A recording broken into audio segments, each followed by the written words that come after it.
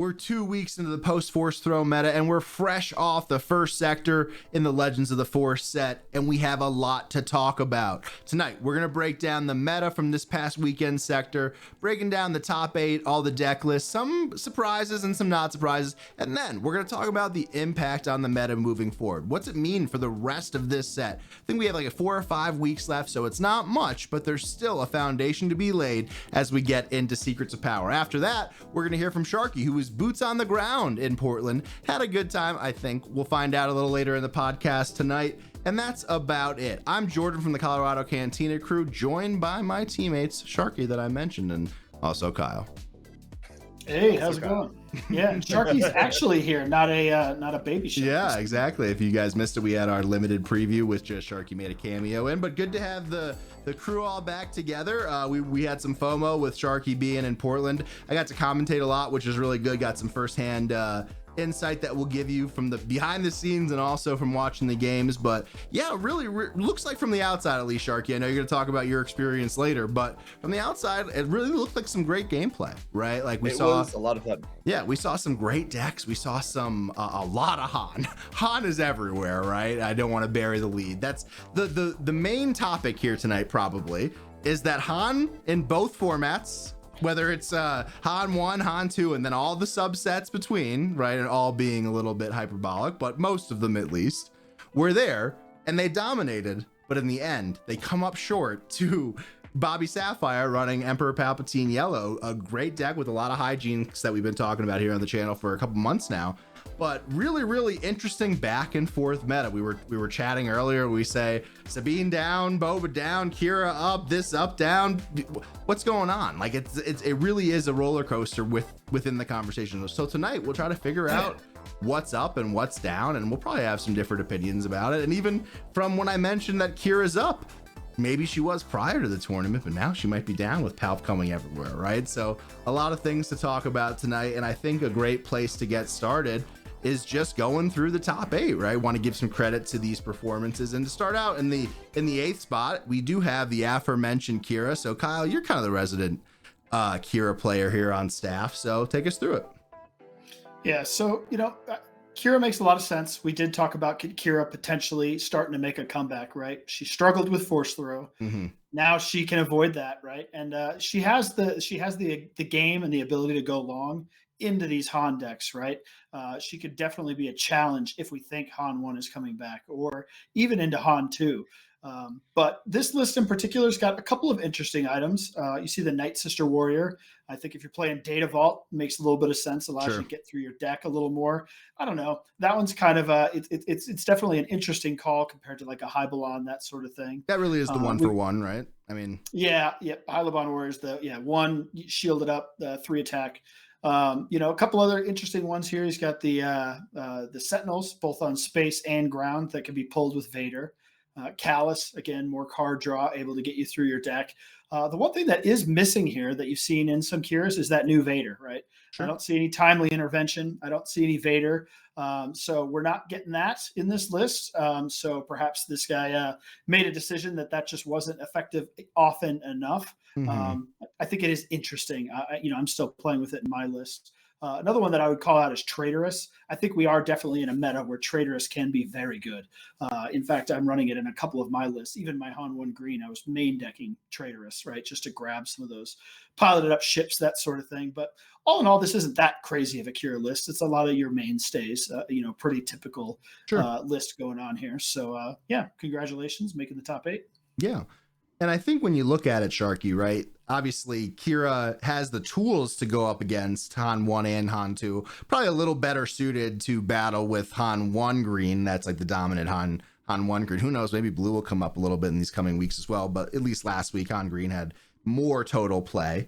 It seems like you're better suited there than probably against young Han 2, right? I think Kiadi really just changes the way these games grind. And to me, Kyle, that's probably why they have to play. I don't want to say have to, because that's very strong, but that's probably why they've decided to play the Night Sister Warrior, because they know that their opponent's going to be grinding and that there's all this card draw and they don't want to get left behind.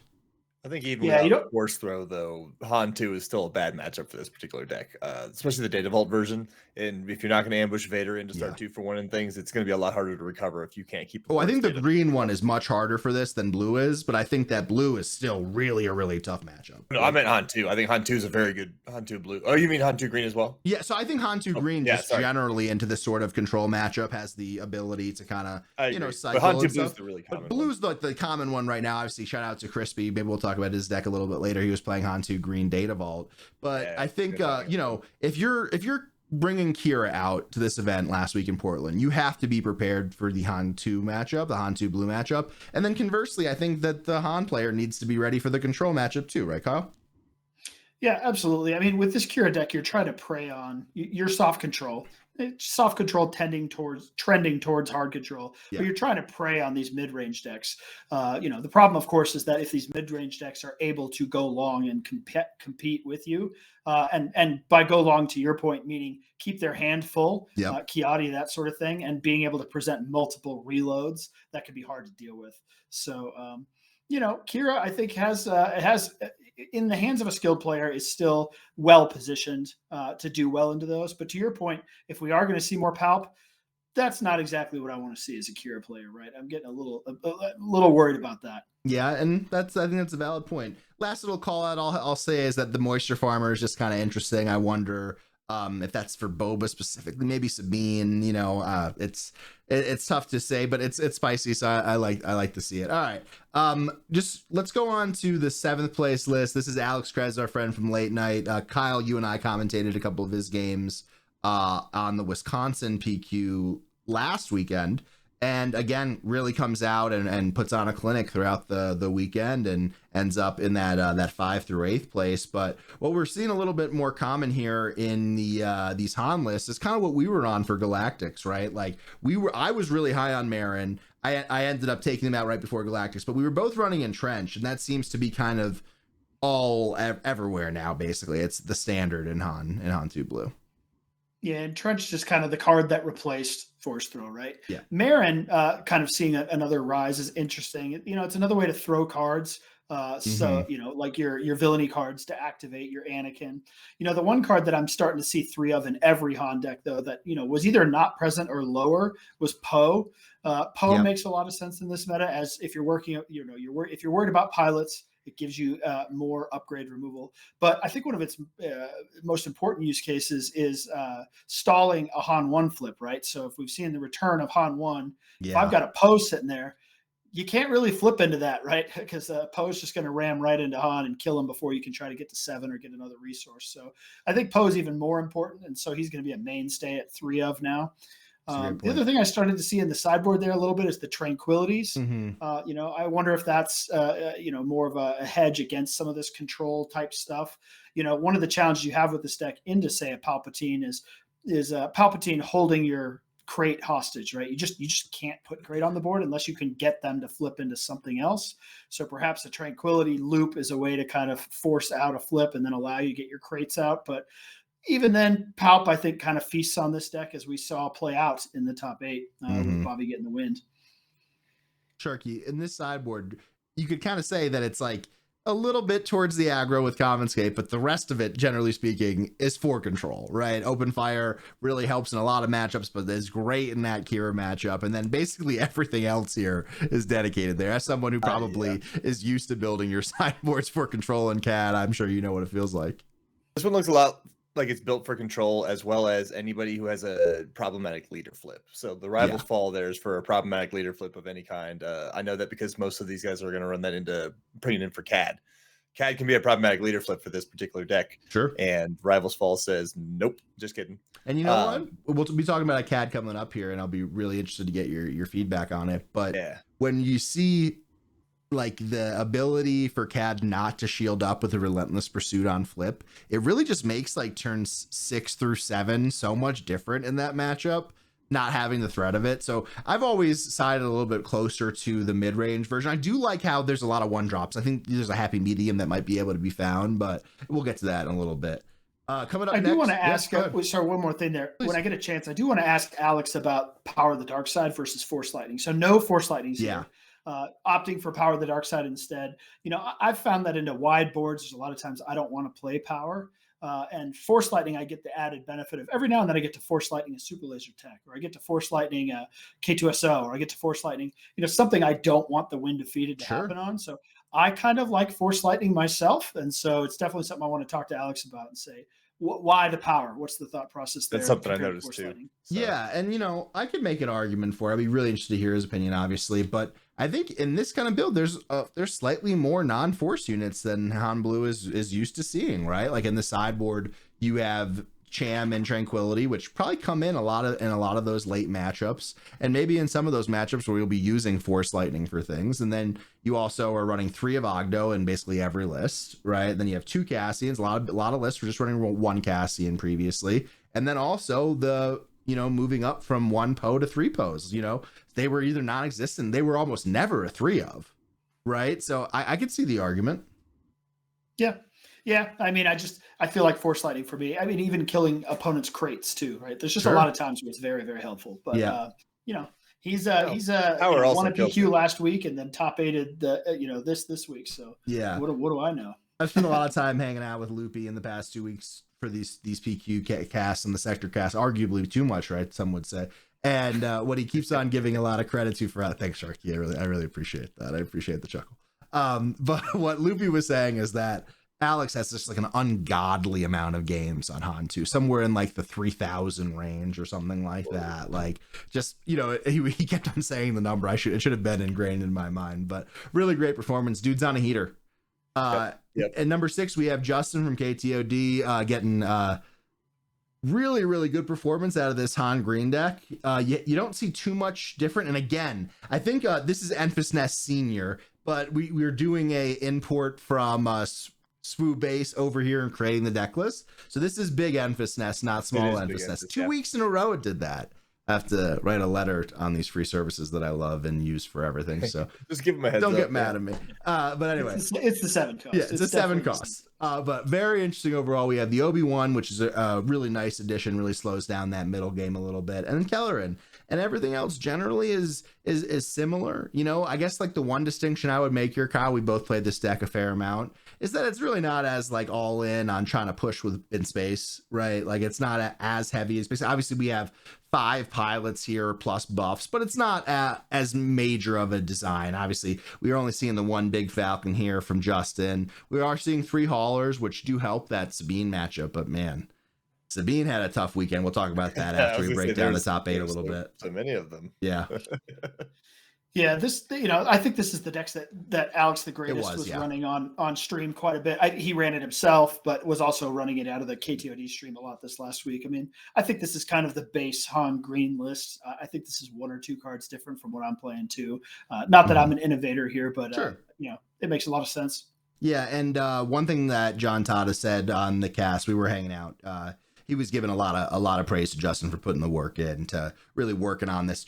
I don't want to say just as much as Alex, but a lot really contributing to it as well. So great run for the whole KTOD team. We'll talk about they did great. Bobby's list coming up here in a second, but a very fun deck to play. And I think both, I'll speak for myself, Kyle, but when after the Force Throw ban, we made the video about the decks we were interested in, I was almost immediately drawn to Han Blue, and I was very discouraged by how suffocating this matchup felt when Han Green was able to ramp, meaning Han 1 in this situation. So I wonder if the popularity of this deck will lead to more popularity and then less Han Blue, or if Han 1 Blue will find a way, because it is a younger deck. Like there's a lot more development to be had there. But Sharky, you're shaking your head.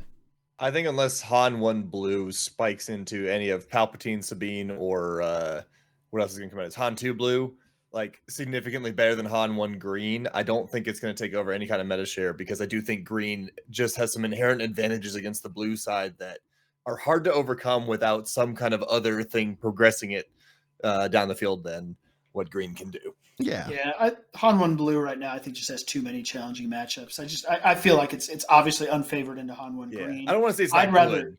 Yeah. So I think it actually mathematically did better this past weekend. Obviously, we don't want to the top 8 counts a lot for Justin. Obviously, very it's very well earned. But in general, I'm pulling it up. I think it did really well overall. Yeah, right? I mean, shout out to my buddy Blaine, who was also running Han 1 Blue and did very well with it midday too. But like, I think, especially if you're going to compare the two of them, if they have roughly equal matchups everywhere else, and then green just dominates into the blue, I don't see it gaining a whole lot of popularity outside of the people who are already hardcore invested in it anyway.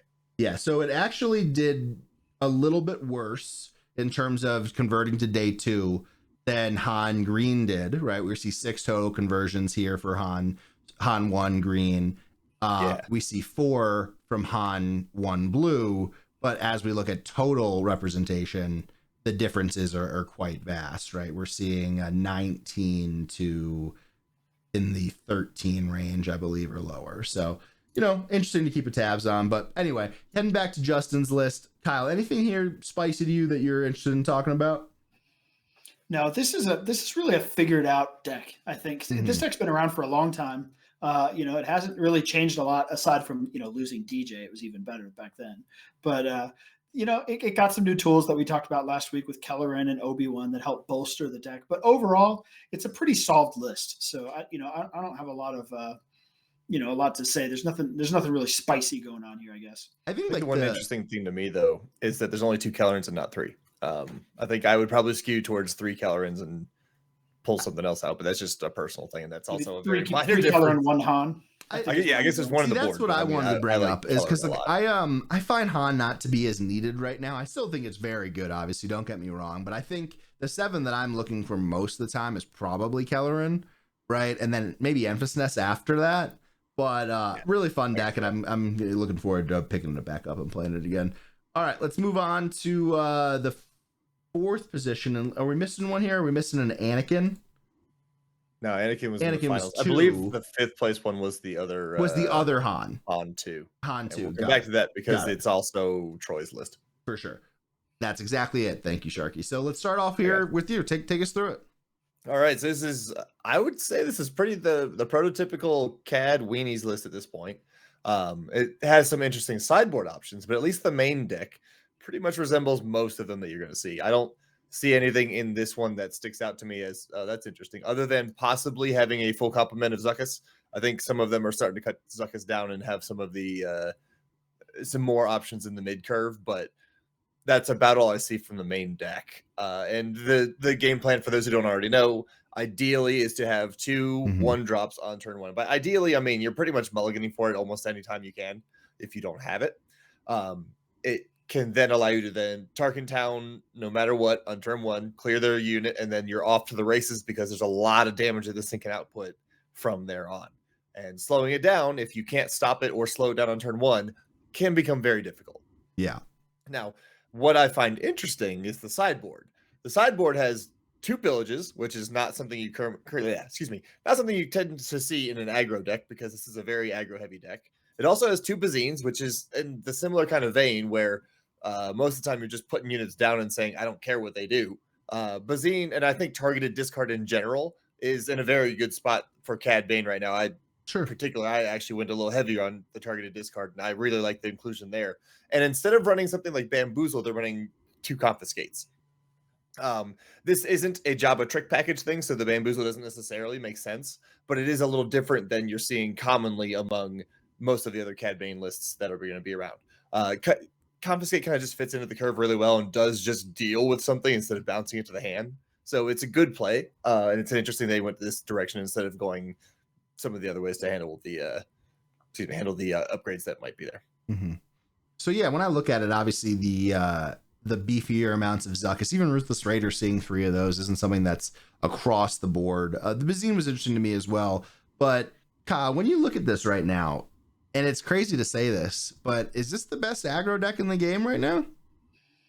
I mean, it's the one that is converting the best, right? Yeah. It's the one that's seeing the best results.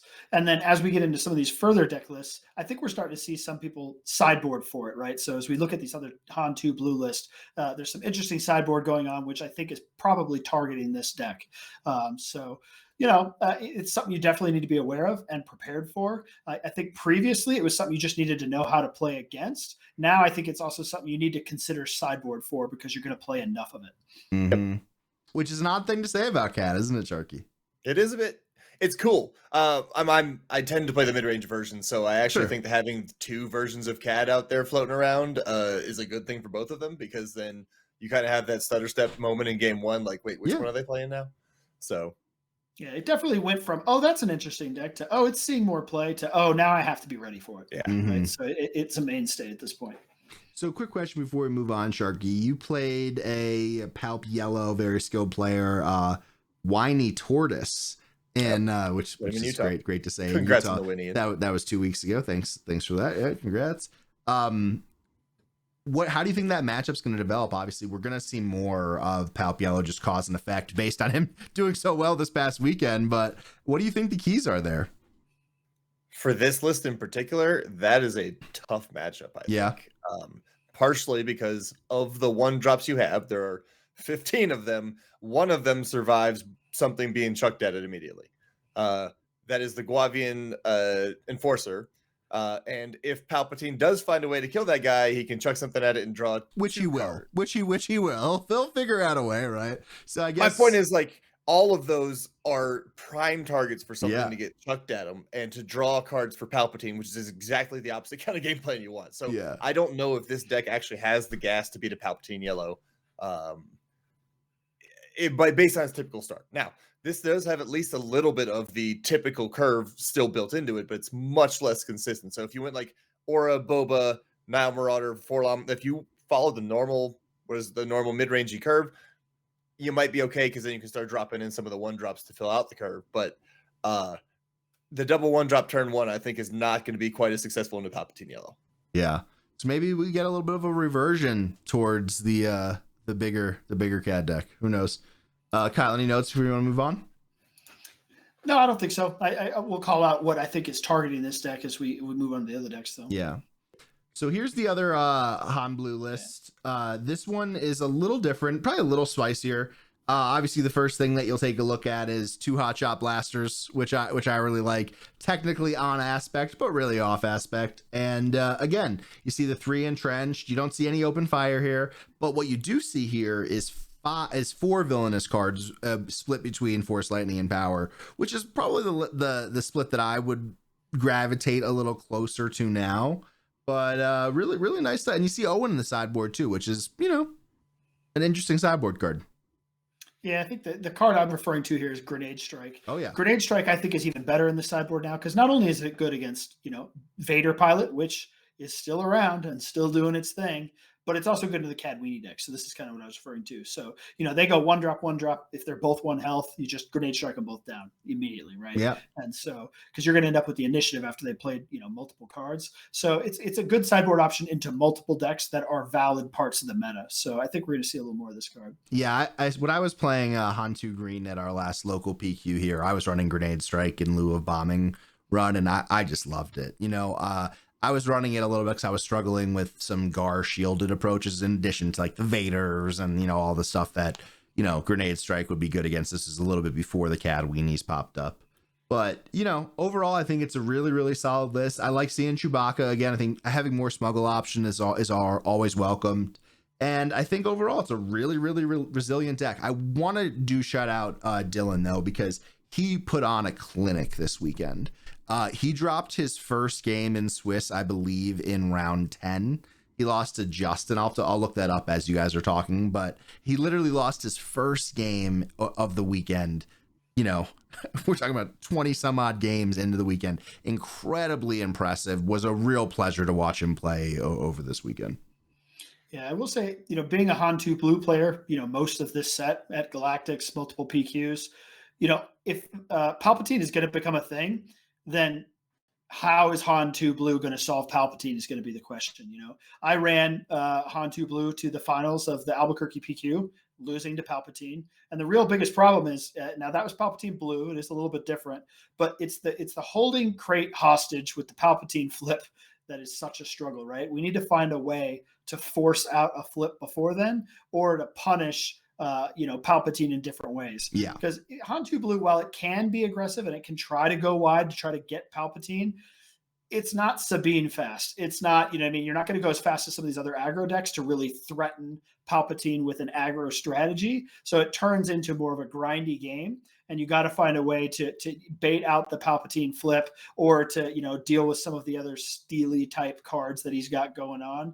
I don't know what the answer is yet, but it is one of those things we're going into the lab if we want to stick on Han2 Blue and make sure we have a good plan for. Yeah. Whenever a deck wins a tournament like Bobby just did, of course the interest and popularity is going to happen. I think even you said on your TCG player store, people are suddenly buying legacy runs. Oh yeah, right? So here we go. Think about it from a few weeks ago. Bobby wins his first PQ with CAD weenies, and suddenly that's the most common version of CAD. I think we're going to see a lot more Palpatine. Yeah. Well, one thing I will give a little bit more of a, I don't say credit, but more attention to it being such a new archetype for CAD, right? Where the Palp, I guess there was some spiciness, which we'll talk about in a second, but I just pulled up Dylan's win-loss record here, and I'll zoom in for anybody that can't see it at home.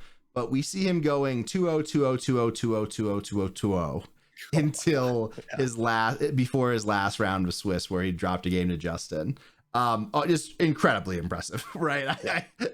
Getting to a top 8 is great. All that stuff, these are great accomplishments, but man, it was impressive to see. So just wanted to give that shout out there. And yeah, Kyle, just to your point, I think the problem for Han2 is a lot worse if it's Palp Blue, right? I don't even think it's even comparable, to be honest, just because that's how bad the blast is to recover from. In that the ramp into blast while crates being held hostage is just pretty challenging. I played a Palp Yellow at Echolactics, the guy that I went to time against and had like the judge issue with, and it didn't feel unbeatable, but it didn't feel good, and it's exactly what you said. Can you get enough pressure out early to where he's not stealing a crate, and then you're kind of in that area? But alas, great run from Dylan, and we'll see a lot more Han in the future, I'm sure.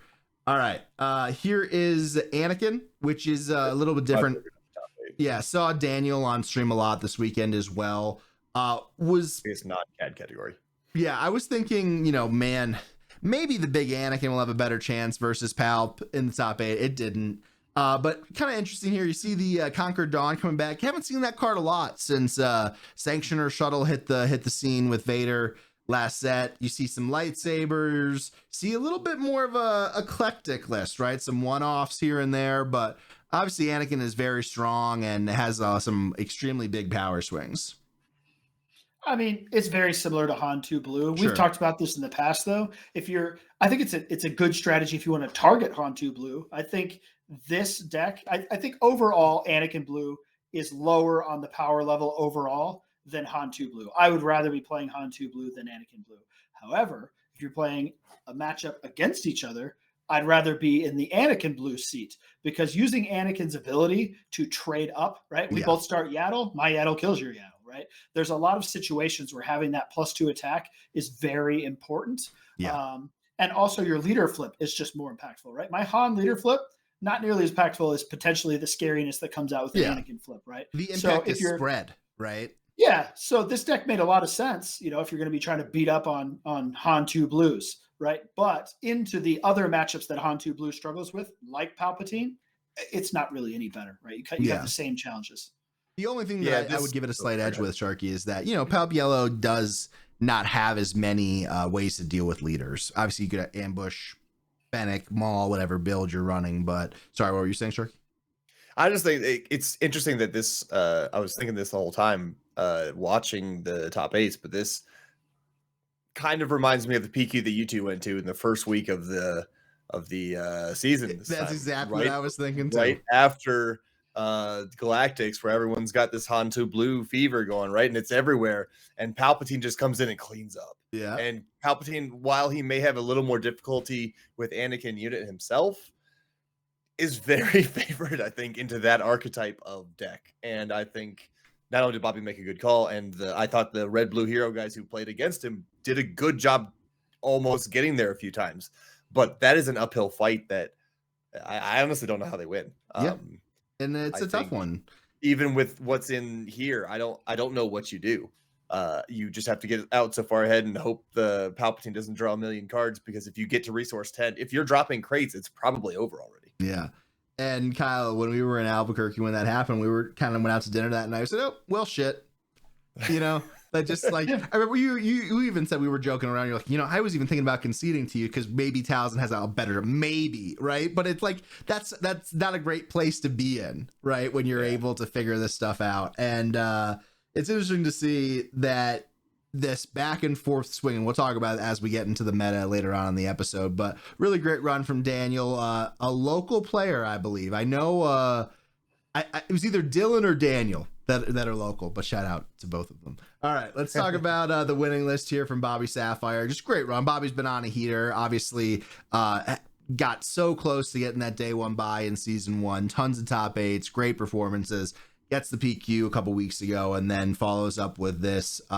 This is a deck that I've been playing quite a bit, obviously, for the past month or so. I think it's really fun. The word that I've been using is just hijinks, right? There's a lot of hijinks there. The sneak attacks, the traitorous, the change of hearts, etc. The spicy include here is your woman, Sharkey. It's Fennec.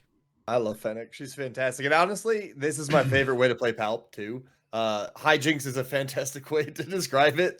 You can do all kinds of janky stuff, man. And it's got such a toolboxy kind of feel to it that Sure. There isn't really a situation where it feels like you can't find an answer. Even if you don't find the answer you're looking for, sometimes you just find something that's like, oh, wait, no, actually, that might work if I just sequence it in a different way. This is a very cool list. I love it. Kyle?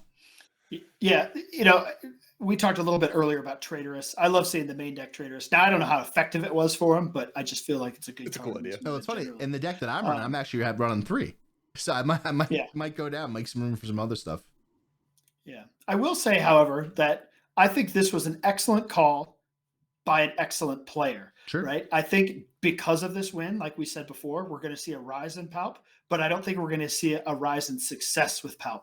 I think a lot of people will pick up Palp and not win with it. Right. This is not a deck that if you don't have the reps in, or if you have the right run, that it's necessarily going to work. So we'll see play rate go up. I just don't think we'll necessarily see win rate go up, but it was the perfect call for this weekend. Right.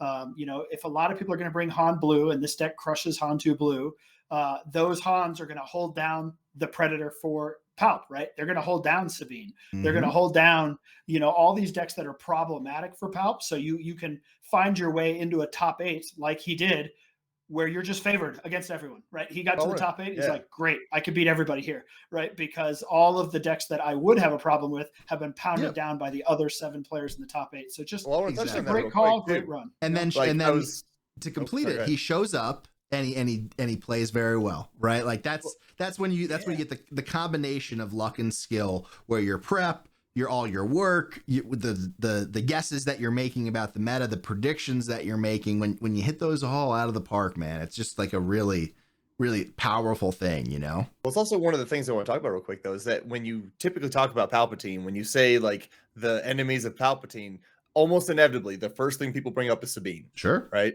And I actually got to talk to Mike I think it was after 4 rounds, we were both getting coffee together.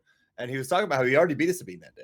Like he had beaten Sabine, which is typically seen as what would normally keep Palp out of the race. And so sometimes not only does he have a deck that is constructed in a way to give very high player expression, he was able to also just do that and show that sometimes even the unwinnable matchups are doable. Yeah. And so I will say, as someone who's playing Sabine and Palp quite a bit, this is the worst Sabine matchup for Palp. Excuse me, the worst Palp matchup for Sabine. Right, going into blue, going into green is easier. This has a lot of nonsense that can stop you, and even prior to the Underworld package, like the newest version of this deck, the Separatists were kind of tough too. Like they forced you to play in space because you had to, right? Like there was too many good ground units. They were running like the Poggle the Lesser. They were running like the Separatists 4/3 ambush. They had Sentinels. They had guards. They had just a lot of stuff that was tricky to get through. But over here we see Bobby's record, and he played a Sabine in round 1, got 2-0. played a Thrawn red, got 2-0. What we see his first loss come to a Garsax and ECL. Probably just went too fast and got ahead, maybe even ran, got those big shielded units out and pushed damage. He did lose to to Daniel, who he ended up playing in the finals. Oh, wow. Yeah. So I didn't catch that game. He played a Thrawn Data Vault. This Thrawn, I was looking at his list, did pretty well. I've been playing Thrawn quite a bit. We have a video coming out later this week with me and Mickey D from Bothan. We'll be talking about it. I think that Thrawn's actually like in a pretty good spot. Not favored, but I think that like out of those Kira builds, the Kylo builds, the value that Thrawn can create with all of his different weird engines puts Palp in a different spot. But hey, we'll test that. We'll figure it out. What I want to point out though, is that his game versus Matthew Jacobino, I think it's how it's pronounced. He's a great player. He's on Vader. You should go back and watch that on stream because it was really, really good. There was many points in the game where I thought that Bobby was just about as good as dead. Right. Yako came out. I think he had him to 28 damage. And was so close, right? A swoop down away. He actually, he had the answer to win. It was a great sequence that you could watch on the Late Night Gaming channel. Mining Guild TIE Fighter attacked, spent 1 resource, drew the barrage, which was the answer he needed, but the one he spent was the 5th resource, right? So like a great back and forth there. And just, I wonder if that's the type of deck that you kind of need to take this Palp deck out, especially if Sabine is putting up a good fight. I find that sometimes like the heavier space aggro decks, like the Pose of the world, if in the right pilots, can be challenging because if you don't have the traitorous to answer, but if you do, it's a really big swing. I found that this deck kind of can deal with space a little bit better because those pings that you do add up a little bit more versus space decks because they have less HP as a general basis, right? As you compare them to ground units. But hey, great run from Bobby. I think the Fennec is really sharp. I think Maul was always kind of like in a weird spot there where, you need something that's going to kill units, but you don't really need to push damage in the same way that Maul tries to do. It also, in a lot of the games that I saw Bobby play on stream this past weekend, whether I was casting or watching, we saw a liberal use of Sneak Attack Devastator, which was just great to see overall. And the other thing about Fennec in this particular build that I actually really like is because one of the things that Palpatine likes to do is chuck his own units and or chuck the other person's units and fill your discard pile up. Totally. Which makes Fennec even better. And I love that inclusion. And you have a lot of ones, right? You have a lot of like the quote unquote weenie units. So great top 8. Congrats to everybody punching their ticket to Vegas, getting a lot of cool prizes, set of showcases for Bobby. Very good stuff all around. Okay, let's hop over to the meta breakdown and we'll go through some stuff. So we see, like we spoke about, and I'll get zoomed in a little bit. I had to zoom out for the bigger stuff to fit on screen, but we see a really, really good showing and a large amount of Han players overall. So I guess my question to you, with all of the stuff that we've been talking about in the top 8, Kyle, are we going to expect that to continue? Do you think that Han's going anywhere, or is he here to stay? No, Han's absolutely here to stay. I mean, Han 2 Blue is still very strong into a lot of different decks. I don't think you just give up on it. I think you figure out when it comes to Palp, you figure out how we're going to attack that matchup. And so if we think that's coming, that's going to be the challenge here. But Han 1 Green, not going anywhere. I know you want to see Han 1 Blue come up. I'm not so sure about that one. But Han in general, until we see a significant change in the meta, either the next set, if it has impact, or a ban, right? Who knows? But yeah, I think you're going to be seeing a lot of Han on a lot of tables. So obviously you need to be prepared for. I think a couple of things I did learn looking at the overall meta was kind of the general of who's here to stay, right? Mm-hmm. So on top of Han, it's Cad, right?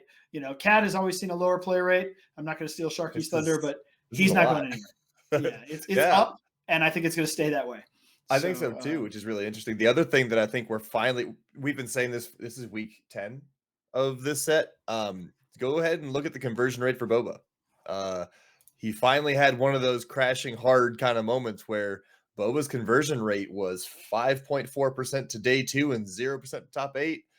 And he's one of the more represented decks, and that's rough. On day 2, we see 2 total Boba Fett players, 3.3%. In total representation, 7.7. I think this was the worst performance overall advancement A wise. lot. I think Sabine Yeah. was maybe just as bad, but not as widely represented. And yeah, A lot of Boba's bad matchups are starting to become both common and commonly played and everywhere else around them now that Han solos of both varieties I think are back. yeah, Yeah, well, those are both a factor of Han 2 Blue. Han 2 Blue eats Sabine and eats Boba Data Vault, right? So if we're going to see that many Han 2 Blues, Yeah. both those decks are going to have a problem. Han 1 Green eats Sabine, right? Yep. Now, Han 1 Green into Boba Data Vault, I think is probably favored for Han 1 Green because you can keep them out of space and getting their, Boba flip into space with a Falcon or, heavily leveraging that hero power just to take over space. But, as long as those decks remain in the meta, it's going to hold down Sabine and Boba for sure. And so, we predicted that Boba Data Vault was going to go down ever since the set came We've been out. streaming it. We've been streaming it, right?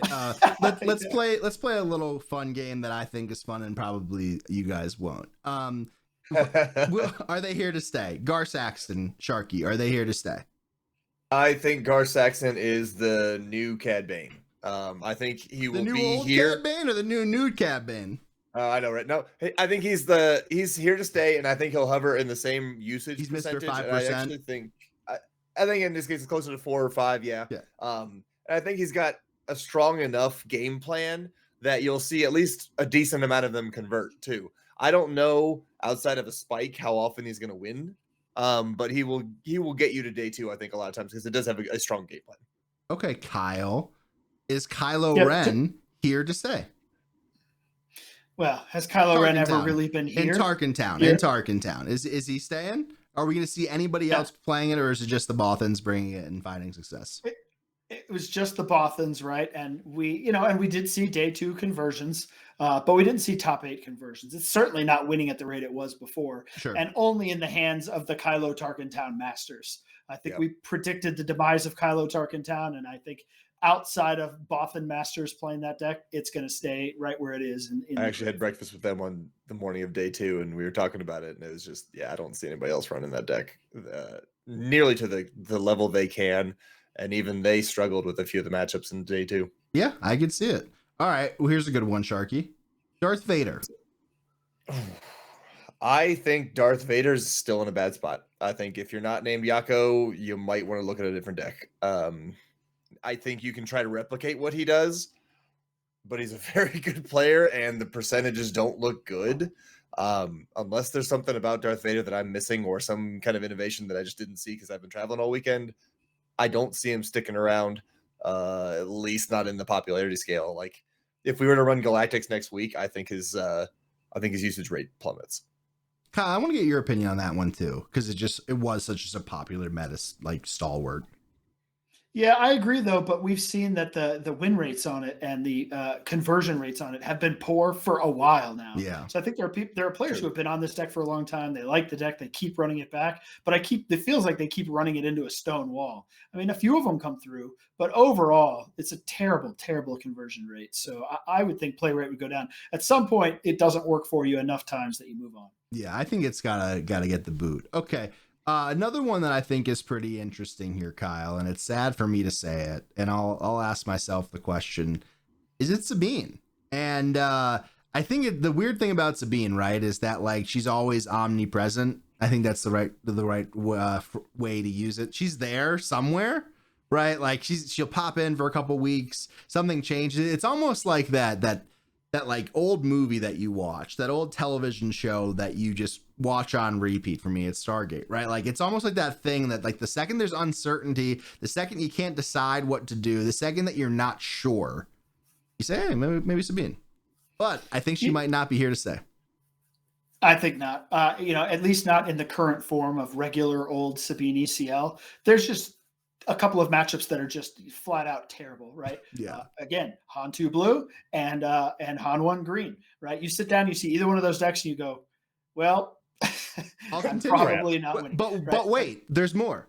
Kira Data Vault, more of those going around. Kylo, I think, is cool, and Thrawn is pretty greedy versus aggro, so I like that, right? And then, Palp Yellow, that's an easy one. Not with all the bullshit that happens sometimes, right? And this is the first time that I can remember Sabine's play rate and conversion rate damn near matching. Mm-hmm.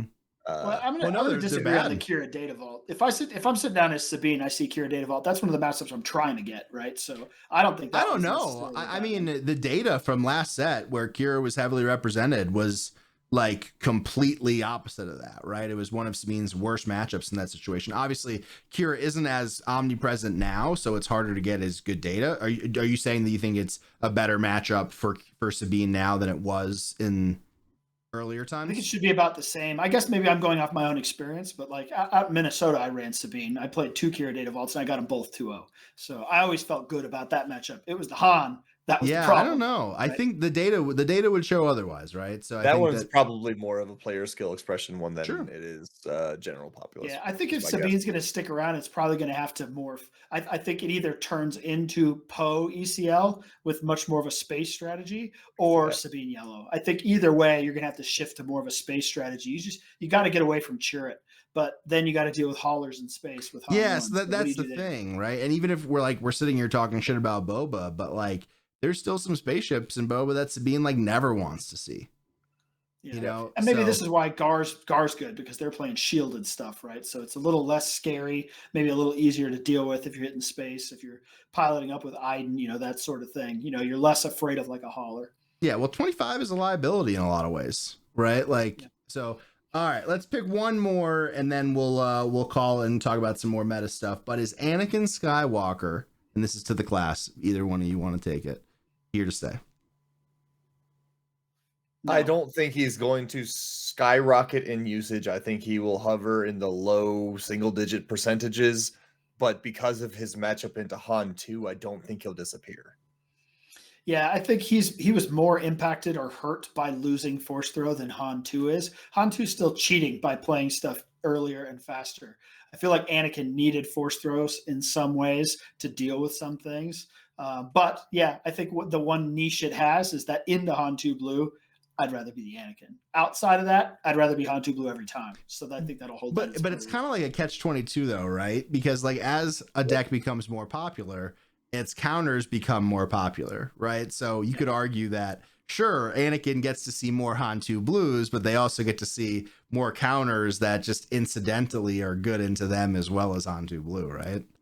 So it's I think it's an undesirable Weird situation. cycle. And I'm happy at that conclusion because I had a couple months ago I said, Jordan, you shouldn't spend $270 or how much it is on a showcase. You shouldn't. We should have gotten Kyle one. And I didn't do it. So all right, cool. All right.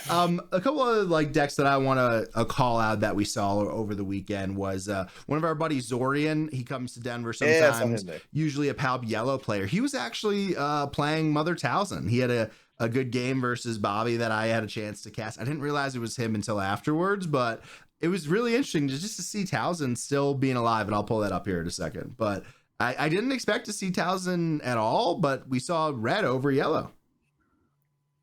I mean, how many was it? Do you know? Like red. I believe not that many Talzins. I think he might have been the only one. I'll take a quick look at it. I'm looking at 4 total Talzins. I don't see the leader base. Okay, so there was 4 total Talzins then, and then we 3 have of them are 1 yellow and 3 red, and the only one with a winning record was Zorian here.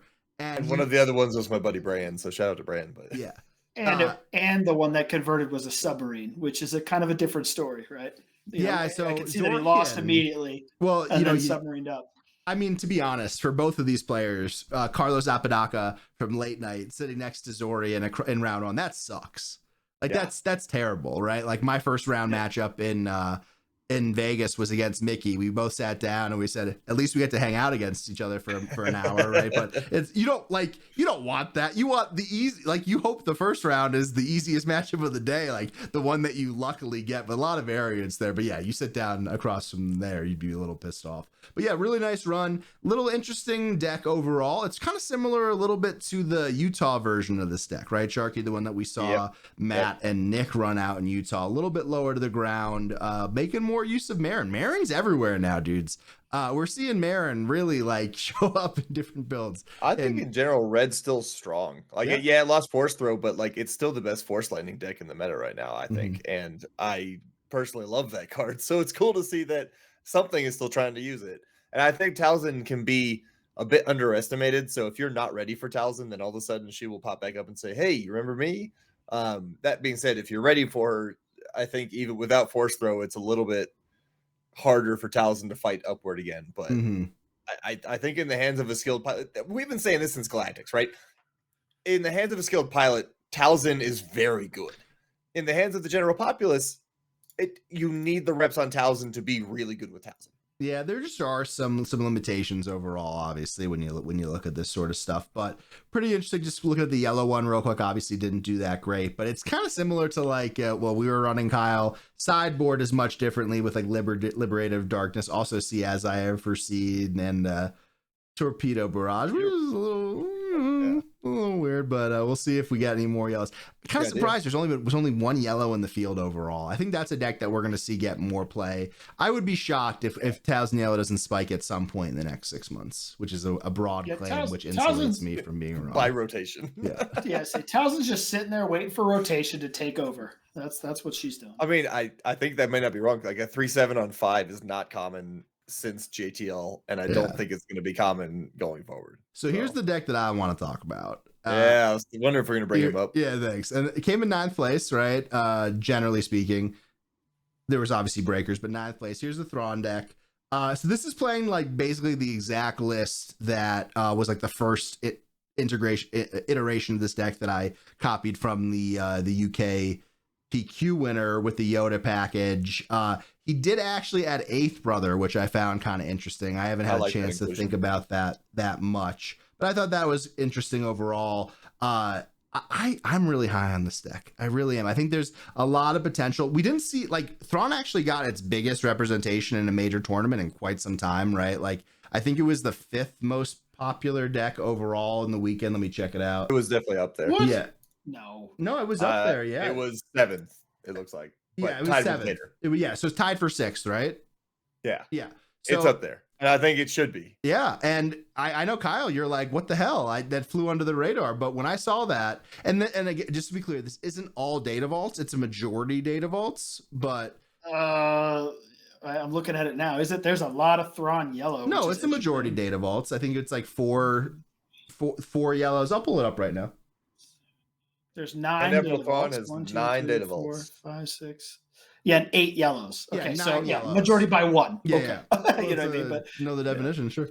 But overall, I think green is much better than yellow. I'm a little biased, obviously, but I do think that green's better than yellow. Here's all the Thrawns that we saw for the whole event. Love Sue Base. You could like sort by this and see. So you do see quite a bit. Thought there were some interesting ideas here, and I looked through all of them yesterday as I was just like, having some fun. We do see the inclusion of Inferno 4 here. I guess we see the 8th Brother come in as just another ambush unit, and also another unit that you could grab with Owen to maximize your force usage and stuff like that.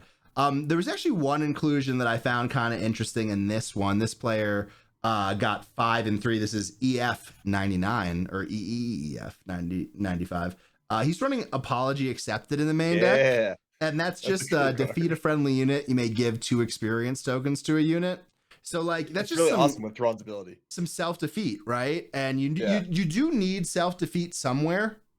Whether we'll talk about this in a video we have coming out this week, like I mentioned, but like for instance, I've been running Morgan ability lets you attack and then defeat a friendly unit to draw a card, so that's really good in like the space meta matchups. Some other people like Mickey are running Malevolence that allows you to exploit and stuff like that, but I do think you need at least one way to self-defeat. But I mean, if you play this with like Lore Santeca instead of Yoda, all of a sudden you're giving 6 experience tokens on a turn, which seems good. Yep. Of all of the blue-green Data Vault control decks, this one's probably my favorite. It's the most interactive. It's got the most interesting play lines to me. And this is, again, personal here. But, like, it's cool to see these things starting to show up and people are starting to figure out and play Thrawn. Now, if you look at the records of all of the Thrawns on there, it's not it's a high skill deck. It's a high skill deck. But it reminds me a lot of the same potential of, like, Talzin. You put in the work and you're going to figure it out. And honestly, it can be a really nasty deck in the right hands. And I think we're going to start to see more of them. We saw more of these than I expected this weekend because I thought it was still going to take some more time to figure it out and do well with it. I thought Iden was going to out-represent Thrawn, but it's cool to see Thrawn starting to show up. Yeah, and I think in the similar way that Han 1 Blue has a lot more development in front of it than Han 1 Green does, I think we could say that to be true, especially about Kira, maybe about Kylo, right? It's a generally young deck in comparison. I think there's a lot of cool things. And just to give you like a pitch to watch our video later this week, I think it's just a really fun deck to play, especially from the control player perspective, right? Like you're not just playing one item a turn. You're not just taking one action a turn. Like there's more sequencing involved. You're able to decide, like for instance, sometimes when you get a Loth Wolf in your discard pile for Anakin to be turned on, you leave it there. Right, there's a lot more intricacies there and the different perspectives, and that's why I think there's more potential to uncover. Is it going to be amazing? I don't know. And my last little note on Thrawn, and it's mostly just getting ready for set 6 here, Secrets of Power. Out of all of the control leaders, including Palp here, right? So let's say Palp Blue, we have Kira, we have Thrawn, and we have Kylo. Every single one of them have an immediately impactful flip, which does something significant. Thrawn's ability is great. No one's arguing that, but I might argue that plot gives Thrawn the ability to make his ability actually instantly impactful as well as consistently impactful. So I'll be looking forward to that and seeing if there's any potential there. Well, yep. I did want to go look because last week you and I disagreed on the representation of Thrawn Data Vault versus Poe, and we have no winner. There was 9 Thrawn Data Vaults, there was 9 Poes, and each one of them converted 1 to day 2. Well, so they were exactly the same. Well, when there's no winner, when we disagree, the crowd, they win, right? We might be losers, but they're the fans are winners. So good stuff. 9 to 9 with 1 conversion each. Yeah. So I picked out a couple decks here. Any ones that are interesting to you guys? I was obviously watching from afar, so it's easier for me to kind of pick some out. And Kyle, I know you were out for most of the weekend doing soccer stuff, but any other decks that really are top of mind for you to chat about? No, I think we covered the vast majority from my view. I wish I'd gotten to watch more, and I've been watching the VODs after the fact. But to your point, I was on a soccer field. Sharky? One that I thought was both fun to play both with and against, and I think will be figured out later on, is Kyle's favorite leader of Avar. Okay. I went against an Avar Blue, and it was even though I knew the game plan, I played against a bunch of Avar in our testing because Jordan loves that, and I like Avar a lot. It was even able to get a game off me, and I'm like, sometimes it spikes well, and now is it consistent? I don't know yet. There's still probably some tools it needs, but it was cool to see an Avar out there. Okay, that's where I'm going to go with. Before I talk about my deck here in a little bit. I mean, the thing about that, like the blue-green hero shell is you just have like awesome cards that if you do get to play them, they're going to be impactful. The question is, are you going to be able to play them? And the other question is, Kyle, how disgusted are you to hear that? Because you look like you've smelled something incredibly foul over there. You just keep trying. I haven't touched Avar in a while. But anyway. The one leader we didn't mention that I think is at least worth mentioning that did not have representation was Rey. What happened to Rey? That's a good point. There's one Rey that made day 2, but Rey has not been able to surface in the way that we thought perhaps it could. Yeah. But it's got some rough matchups out there. I wonder. I didn't look at the data, but is its matchup into Han 2 Blue not good? Let's check it out. Let's check out how they went. We did talk about last time when I played it versus Han 2 Blue. Ogdo Bogdo is the Rey eater. Like he is so bad for Rey early game. And then late game, you're running crates and Rey's not, right? So they only saw 4 matchups here, so it's hard to really say, but it really looks like this whole area of big mid-range piles, including Palpatine, gave Rey a really hard time at this event. I was a little surprised to see it too, but I think that in a weird way that maybe like her and Boba are like intrinsically linked. Where like when he's actually doing well and there's like high confidence for Boba, and you could actually say smart players will be bringing Boba, then that they're just so well positioned. But yeah, I mean, it's also like a thing that I've noticed just watching the games and doing commentary is that, man, these are long games, right? Like we're heading towards a pretty grindy area. Like it's tough. Like personally speaking, I don't love knowing that I'm going to sit down and probably that I'm going to be hanging out for 50 to 55 minutes. right? Like I really do enjoy a I little. do wonder how much of the 8 rounds for an hour each does factor into rated of not seeing as much play as we would have expected. Yeah, and it really is a slog. There's no high impact plays, right? It's a lot of small good building plays, up, and the and small good plays take a while to pay off. Yeah. So I guess in closing here, we've talked about quite a bit, right? If we had a big event next week, if next week was the Galactic Championship of the Denver metro area, a lot of big crowd, what would the representation be? Would we see a lot of changes overall, or how are you kind of factoring this in as the season's kind of coming to an end a little bit, right? Yeah, it's tough because I doubt there's going to be, as to your point, with the season coming to an end, not a lot of big events, at least in our area coming up.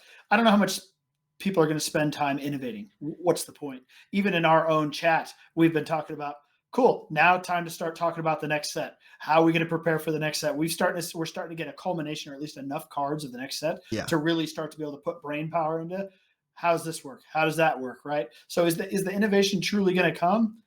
Are people going to want to put in the reps into, like, even like a Palpatine? This is why I'm predicting it not seeing as much of a rise, because even if you did want to switch that deck and you thought it was well positioned, you have to know how to play it. How much time do you have, or can you put into mastering that deck before it's just time to move on to the next set anyway?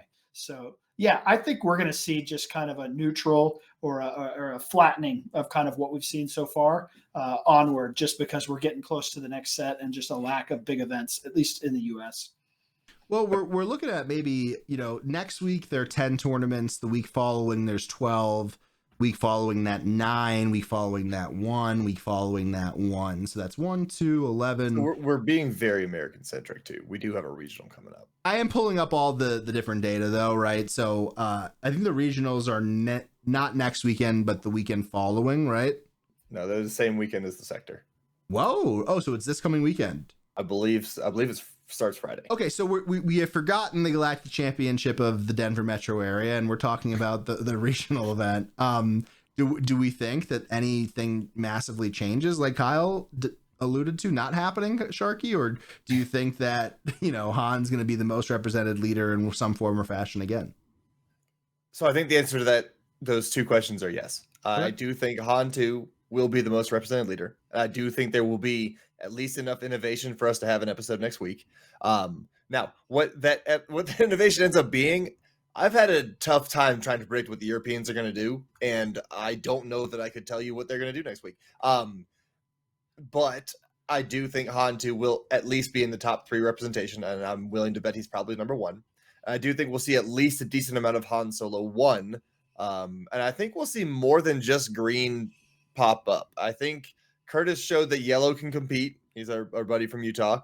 I do think, blue had a win rate of 60%. I didn't actually realize it was that high this weekend. Yeah, blue played very well. That's what I was saying, right? Like, so obviously we think that green is a little bit better into blue, but it might be that blue's better into a wider field. Han 1 green had a 62% win rate. So, like, I think those two decks are going to also show up more. Yeah. And so I think we're living in a Han world at least until November, was it 7th, when the next set comes out?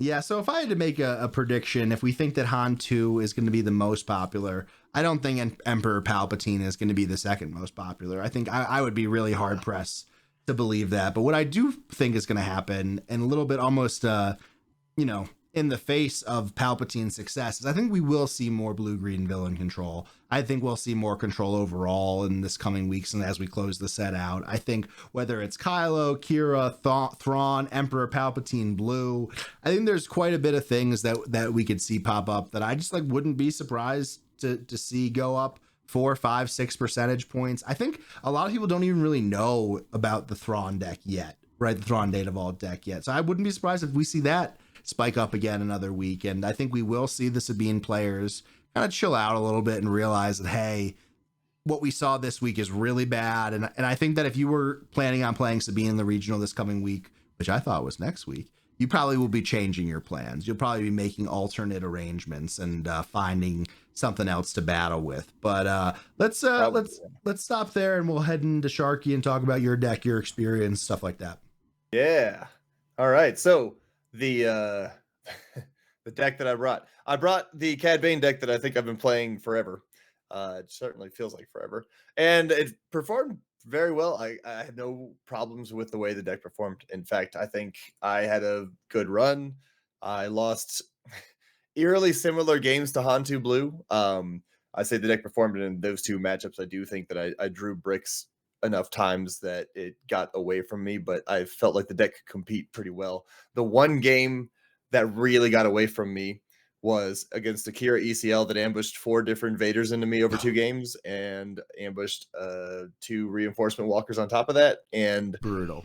there's not a lot you can do about that, even when you're ripping their hand apart. So it's like he played it well, and I had no answers. There's not a lot I can do. One of my favorite cards on the whole weekend was Tip the Scale. That has been a mainstay in my Cad Bane list now for 2-3 weeks. Typically it comes in to go find those rivals falls and or super laser blasts to keep my opponent off of being able to do what they want to do to stop me. And it worked very well in the Iden Data Vault matchup that I had. I was able to win 2 games against Iden Data Vault in a little under 20 minutes. Wow. And I don't think he played it poorly. I just drew all of the tips and Bazines that I needed at the right time. I drew a well-timed Lurking Tie for a little while and just kept dropping threats so we could choose to No Glory the Lurking Tie or No Glory the Zuckus. I don't really know that I care which one you pick. And Tip the Scale kept it so that I could keep Cad alive too longer so he wouldn't just wipe my board. Very happy with the way that played out. Yeah, the stream curse continues, and one of these days I'll win on stream. So yeah, I'll take over for that. But like, it was a Han matchup that you were on stream for. I got the pleasure of commentating, which was a good experience. I'm outside sorry, the loss. But I will say, like, one of those games really did show how thin the margins are and how impactful the variance can be. Just to set the stage. Yeah. Sharkey kind of steamed through game 1 and really had a commanding win there. And then in game 2, he was getting really close to lethal, and he unrefusable offer to Luke, and that was on resource 6. And I thought, you know, man, no way is Cad not coming down this turn. And then not only did he not come down that next turn, he didn't come down for about 3 or 4 turns. And you know, I think right there you see like how much it could swing, Kyle, right? Like, and I think maybe Cad is one of those really big ones where it could really, you know, swing an end game right in your favor. I would have been happy with Fennec too, for the record. Sure. So it's funny. I know exactly where those Cad Banes were. I had to resource 1 on turn 1, and I smuggled 1 in when I brought a gun in sometime in the middle of that sequence. And well, yeah, you brought a gun in to kill Yaddle, I believe. I brought a gun in. Yeah, I brought a gun in to kill something, and that's where the Cad Bane decided to come off the top of the deck. And I knew that I had 1 out left if I didn't find Fennec or Cad Bane. And I'm like, well, I'm drawing a lot of events, and this is unfortunate. Yeah. So that was where that one was. Kyle, when you look at this deck compared to like the more popular weenie deck right now, which one would you be running next week if you were going to regionals? I'd be on the weenie version. I think the weenie version just suits my style if I were going to play Cad, to just try to be more aggressive. I've never been a Cad player. I've kind of tooled with it a few times, but I think if I were trying to drop in or parachute into Cad, it would be the weenie version, just so I could go for a more aggressive strategy. And you don't think that changes a little bit with how, you know, the rest of the meta is shaking up with these bigger mid-range decks? Or because I think the argument that I could see for the mid-range one right now is that it's favored into the smaller one significantly. But one thing that I think is owing to the popularity of the weenie deck is that it is actually a lot more linear game plan, and I would say easier to pick up isn't necessarily fair to those who are playing it well. I'm not trying to take away anything from them, but it is a deck that requires a little bit less wonky play lines to make happen, whereas the mid-range one, you kind of need to be a little bit more funky with some of your sequencing, I would say. Yeah. I think that's fair. And I think it's fair to say that about if I were playing it, I want a more straightforward game plan because it's not a deck I've played as much. But I'm also just looking at the conversion rate numbers, and it just seems that the weenie version finds its way through more. And so I feel like I'd have a better, percentage chance of getting there. Yeah. Yep. And I think just to your point, it's not being, demeaning any of like the other play style or anything like that. But I think when you're playing this deck, like I've seen you get to 14, 15 resources, right? Like that's just not a part of the game that the CAD weenie player even needs to consider, right? Nope, this thing will grind out pretty heavily. Actually, I mean, my favorite story is a grind. I'll tell in a few minutes. Yeah, go for it. Oh, so Palpatine Yellow. I was playing against a Palpatine Yellow. Very nice guy. It was game 3. I have Zuckus and Crafty Smuggler on the board, on the ground. I have Miss Hunter in the air. It is my resource 6. He has 7 resources. And in order to not take 8 damage immediately, he plays Cad Bane to capture Zuckus and the Crafty Smuggler. So I have a weird hand, but I was able to play Greedo. Greedo allows me to ping Cad Bane with Cad Bane. I play Unrefusable Offer for 2 more resources, which leaves me with 3. I then Tarkin Town the Cad Bane unit. So Cad Bane unit is now guarding Zuckus and Crafty and has an Unrefusable Offer on him with 3 health remaining. Mm-hmm. I flip my Cad Bane leader. I play Relentless Pursuit to capture nothing and give my Cad Bane leader a shield. I attack Cad Bane. I collect the bounty. I get my 2 units back. I play the Cad Bane unit that he played, and I hit his base for 10 if you include Miss Hunter, which then draws a card because I played a bounty hunter who was his Cad Bane. Wow. And because you can't capture Cad there. That. You can't capture Cad with Cad because it needs to be a cheaper unit. That's an incredible sequence. And yeah, that's just that's the kind of stuff you have to worry about with exactly. With the one, it just right. It's not even that it's simpler. It's that there's less total things to think about. So I'm never topping that. So outside of your play, what was the event like overall? The main event was run fantastically. I have no qualms with that. Typically, we see our Utah friends, the judges that are always there, phenomenal as always. Shout out to all of them, Mm-hmm. Big fans. My complaint would be with I'm trying to put this politely, but the lack of tickets given out. Like, okay. In my opinion, and this is just one Shark's opinion, the point of promotional cards and promotional material is to promote the game. You can't really do that if it's super hard to acquire said promos. Like, I think we should be finding ways for people to leave these events with a ton of promos. Like, that's kind of the point.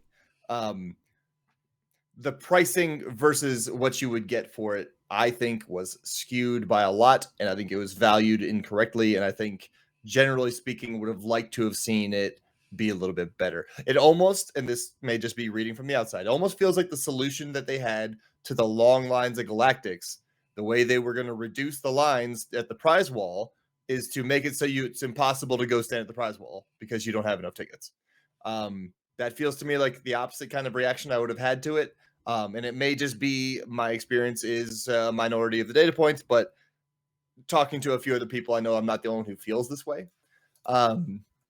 Yeah, that's my biggest complaint about it, is the ticket acquisition to get the cool cards that they made for the promotion of this game was not enough.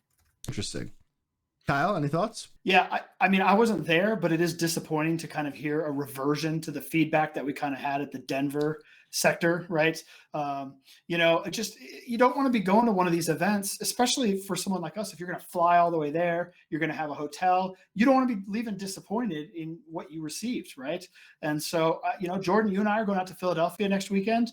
After kind of hearing some of that as far as the pricing goes, I'm kind of hoping this turns out like last time where Denver bad and then heading out to the East Coast better, right? So maybe I'll be on the good side of this, right? And they'll figure out a way to kind of get more prizing in the players' hands. So I don't know, is this an SCG thing? Like when they're involved and they need their cut, is that somehow affecting what they can give out? I don't get it. So I have a couple of thoughts. One is that I think there's been some really solid positives over the past year. Right. Yeah, agreed. We've gotten really cool promo cards, really cool treatments at Galactics. There was a ton of variety. Was the variety available? Another different separate conversation, but there was cool stuff that we all wanted. And because we all wanted it, it was in demand, blah, blah, blah, blah, blah. Okay. Another thing I would say is that I think that even though it's a tough thing, right? Because we've spoken about it. We wanted the prize experience at Galactics to be better, right? We acknowledge that the prizes were good, but the experience of it was bad, right? So yes, we want an improvement on the next one because we feel like we're owed one. We got this one. We want the next. We want you to get the next one. But I do think that outside of that, the prizes at Galactic should always be better than sectors and regionals. Just point Yeah. blank, right? We should leave both those events saying Vegas is cooler, right? I think that's fair. I think it's a process problem. Yeah. More than it is a pricing problem. But that's the thing, though, right? I don't know if they were too stuck to their original expectations of it, because if you look at it, it's basically the same event, the side events that happened in Denver, right? You have the promo event, you have your this, you have your that, and it's basically the same thing, right? So I question that a little bit. I do want to shout out the improvements. I think that the winners got some great prizes. The uncut sheet to top 64 is really cool. There's a lot of cool things, but I mean, you should think the logistics of it all were made easier based on the lack of people or the smaller crowd overall. And it seems like that wasn't the case at all. We're dealing with some bad weather here from Kyle. We've been, it's a classic stormy day in Colorado. So Kyle and I, Sharkey might just finish it out if Kyle pops in or not, but we'll replace him with a baby shark. Yeah, that's good. Or just a baby. Who knows, right? Well, actually, when we publish things on YouTube, we have to say there are no children in this video, right? So you can't do that one, right? So Kyle's gonna be popping back in here as he reconnects. But yeah, I mean, I'm sorry that you didn't have like a redeeming experience. Like, I know you got some good prizes. You got your Aura play set. Right, you got Gunji, some cool cards. So here's a question that I have though to you dudes. Do you think that the regional and sectional cards, the sector cards that we got, are going to be like this for the entire set? As in, are they the same prizes for all of them? Yeah. So like in yes. Secrets of Powers, regionals, and sectors, are we having the same prize packs? I would expect so, and would be pleasantly surprised if they changed it, I guess. Yeah. Maybe is a way to look at it. I don't know. I hadn't really had a problem with the cards they chose. I think they're really cool looking. I think all of that is fun, though I do realize that some of them, I mean, there's room for new cards to be added, right? Totally. I just hope that they don't stick with I played 8 rounds, and I paid a lot of money to go fly there. I played 8 rounds in a basement that was sweltering hot by the end of the day. I got 100 tickets. Yeah, that's not that. It feels like you should be more liberal with the tickets. I'm happy that they gave out silver packs. They had to give an extra one out because the Yaddle and Anakin's did not arrive on time. Yeah, I don't like that. I have been very happy with the improvements to most of the things regarding tournaments, and I don't want to like dog on them too much, but this is stuff. I was saying it the other day, this is worse than Denver in terms of prizing. Luckily, I'm there to play the game. I'm there to have a good time with my friends. I'm there to support. And you know what? To be fair, you don't like a lot of the other prizes.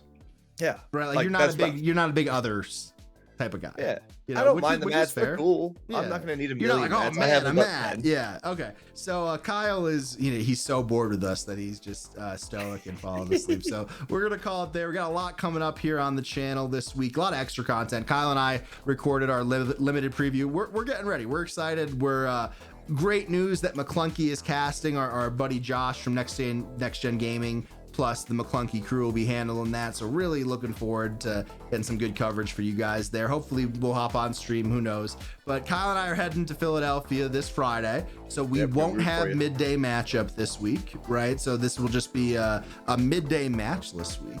And then outside of that, we'll be coming back to talk about more things after Philadelphia to break down that tournament. Look forward on the regionals from overseas and talk about what we expect in the future. And in addition to that, wow, there's more. Mickey and I, Mickey D from Boston, we're recording a quick Thrawn Data Vault deck tech video. It's funny. He watched the pod last week and said, "Hey, I've been working on it too." We've just been chatting about it, so that's been great. And he said some great ideas too. So we've been going back and forth and having some fun doing it. Also, if you need more content, Sharkey and Yoda Killer did a little collab on the HoloNet. Hot Shot HoloNet. Okay. And we're doing another episode this week as well. Is that Triple H? Hot Shot. Yeah, Triple H. That's nice. I like it. But really love seeing that. And we got to keep the cat OGs alive as you're claiming those bounties. So a lot coming on here in Star Wars. A lot coming on here on the channel. Hopefully you'll be sticking around with us. Okay, for Kyle, who just said catch you later, have a good night, and Sharky, I'm Jordan. Stay tuned, stick with us, and we'll see you next time.